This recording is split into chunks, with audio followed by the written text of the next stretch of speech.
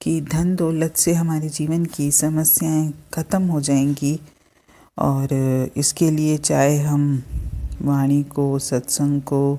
अपनी सेहत को, अपने परिवार तक को, अपने उसूलों को, सिद्धांतों को, सबकी कुर्बानी दे देंगे और ऐसे ही काम करते करते संसार से चले जाएंगे। चाहे हमको संसार में कितनी भी चीज़ें क्यों न मिल जाएं, चाहे हमारे जीवन में किसी भी चीज़ की कमी ना हो, लेकिन इनसे हमारे मन को शांति नहीं मिलती है। और जो व्यक्ति परमार्थ के मार्ग पर चलता है वो ये जानता है कि जो कुछ भी परमात्मा ने मुझे बख्शा है, जो कुछ भी उसने मुझे दिया है, मेरी झोली में डाला है और जिन परिस्थितियों में उसने मुझे रखा है, अगर मैं अपनी ज़िंदगी के असली मकसद को पूरा करना चाहूँ तो मुझे सिर्फ इतने की ही ज़रूरत थी। और असल में समझदार व्यक्ति है भी वही जो मालिक की रज़ा में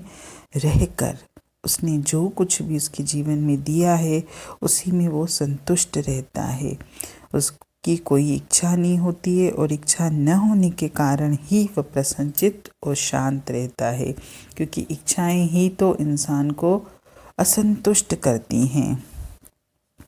और एक अगर हम चाहते हैं संतोष वाला जीवन जिएं तो उसका तो राज है भी यही कि अगर हम उस परमात्मा की रज़ा में रहेंगे, यानी उसने जो भी दिया है, जैसा भी दिया है, मुझे स्वीकार्य है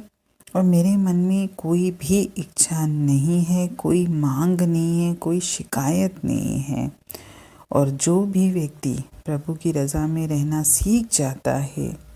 वही सच्चा भक्त है। मन की लेकिन ये जो अवस्था है कि हम प्रभु की रज़ा में राज़ी रहें या जो कुछ भी उसने दिया है हम उसमें संतुष्ट रहें, तो ये अवस्था सिर्फ हम चाहने से या बोलने से या संकल्प लेने से नहीं प्राप्त होगी कि हमने बोल दिया हाँ भाई हम तो प्रभु की रज़ा में राज़ी हैं। बोलने में क्या है, बोलने में कौन सा आपका कुछ लगता है, या संकल्प ले लिया कि प्रभु तूने जो कुछ भी दिया है मैं तो उसी में संतुष्ट रहूँगा। ऐसा नहीं है, फिर तो आप 2 घड़ी संतोष में रहोगे, तीसरी घड़ी आप वैसे ही हो जाओगे। अगर हम निरंतर वाणी से जुड़ेंगे, निरंतर परमात्मा के सिमरन में बैठेंगे, तब धीरे धीरे जब मेरा मन शांत हो जाता है, स्थिर हो जाता है, तब सहज ही मेरे को ये अवस्था प्राप्त हो जाएगी कि मुझे जो कुछ भी जीवन में मिला है मुझे कोई शिकायत नहीं है और मुझे कोई इच्छा भी नहीं है।